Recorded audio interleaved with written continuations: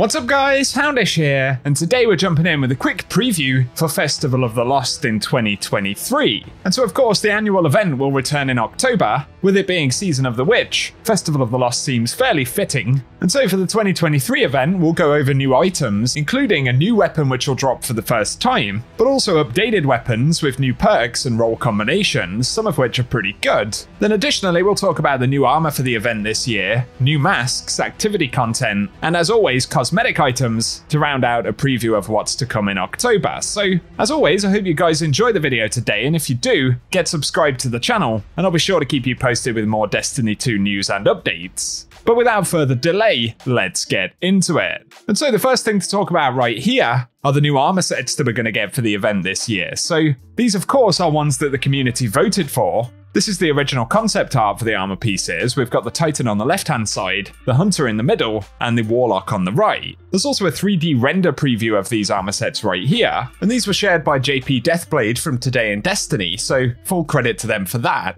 In terms of the set names, the Titan will get the Crawling Chaos set, the Warlock set is the Carapace set, and the Hunters will see the My Gallimorph set. These armor sets will presumably be earned in the normal way via the Eververse store. But on top of that, we're going to see some new 2023 festival masks, and so, from the listings right here, there'll be a Callus mask, but also a Clovis Bray mask, a Disciple mask, and there's even a Good Boy mask, obviously referencing the mechanical dog from Operation Seraph Shield. And then there'll be one for Mara Sov, Nimbus, as well as a Puka mask and a Tormentor mask. We can't preview what they look like in the game just yet, but once again there are 3D renders for some of them, so there's a pretty sketchy Callus 3D render here, and obviously it's the version of Callus from the Lightfall campaign. Additionally, we can see the Disciple mask right here, which is going to be a pretty spooky one. Having said that, Nimbus will be a pretty spooky one as well. And then there's also the Puka, and finally the Tormentor variant. So a few new masks to go after right there, but in terms of activity content, it appears that haunted sectors will be the key kind of activity for the event still. So the gameplay portion of Festival will probably remain pretty similar. And of course, once again, Festival will feature the event card. We can't preview what's in that event card just yet, although we can see some updated and new weapons for the event. So firstly, the new weapon will be the Cosmic GSP, and this is a Void Rapid Fire Frame Machine Gun. We only have a loose render of what it will look like visually at the moment, but we can see perks for it, so it has all of the barrel and magazine options that players would typically want to see. Then for traits, in the first slot, it can roll Enlightened Action, where dealing damage improves reload speed and handling. There's also Impulse Amplifier, Surplus, and Loose Change, which is another new perk for the season, where applying an elemental debuff to a target increases the weapon's reload speed for a short duration. And then it can get Clown Cartridge, Field Prep, and Quick Draw in the first trait slot, with the second slot able to roll Repulsor Brace, as well as Cascade Point, Explosive Light, Wellspring, and then Collective Action, where collecting elemental pickups or throwing a Strand Tangle grants a stacking period of increased damage. On top of that though, it can get Destabilizing Rounds, which will be a nice one, and finally High Ground,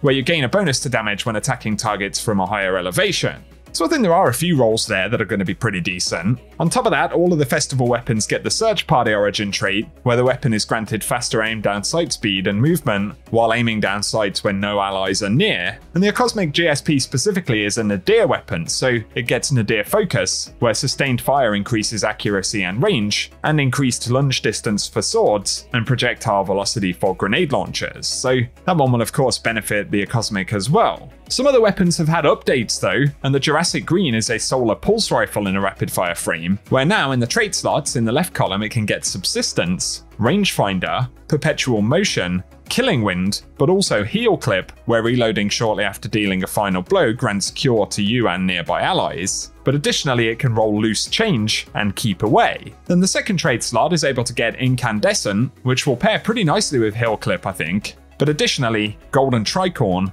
Frenzy, Multi-Kill Clip, Encore, Collective Action, and Headseeker are trade options in that second slot as well. And on top of the Search Party Origin trait, Jurassic Green can roll Field Tested as well, where defeating targets or dealing damage with a weapon gradually increases range, stability, handling, and reload speed. Other quick updates to the weapons though, and the Macabre can get some new options. This is an Arc Aggressive Frame Sniper, and the first trade slot can roll Keep Away, Auto-Loading Holster, Triple Tap, Clown Cartridge, Snapshot Sights, and Eddy Current, which temporarily increases reload speed after sprinting, as well as Demolitionist. Then the second trait slot can get high impact reserves, Adrenaline Junkie, Vorpal Weapon, Volt Shot, Opening Shot, and then High Ground as well as Discord. So some potentially interesting new options there for Macabre.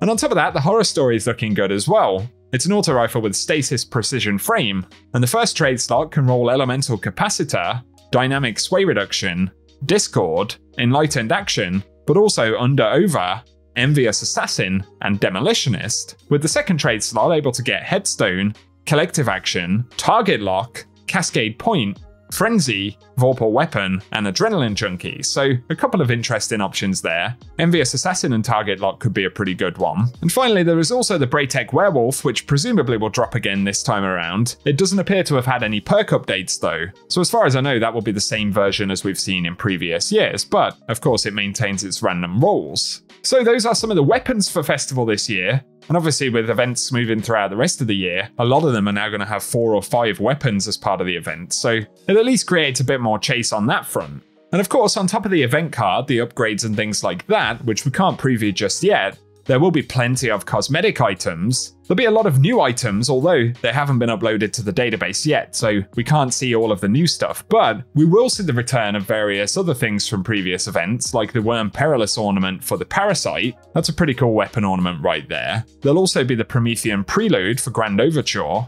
Plus we'll see the return of other cosmetics, such as the Jacko Shell Exotic Ghost. That'll be featured in the store for 2,850 Bright Dust at some point. There's also the Necro Beast Exotic Sparrow, which will be 2,500 Bright Dust when it's featured, and the Mad Machinery Exotic Sparrow, but other returning items such as the Mance Macabre Exotic Ship, which will be 2,000 Bright Dust. And once we do get data about any new items for the event, I will be sure to keep you posted. But overall, very similar to other festival event years. We get a few new masks, of course, the new armor set, which will be available in the Eververse store. I do actually think some of the weapon updates and the new weapon for the event looks pretty decent, but otherwise Festival will maintain its fairly predictable flow.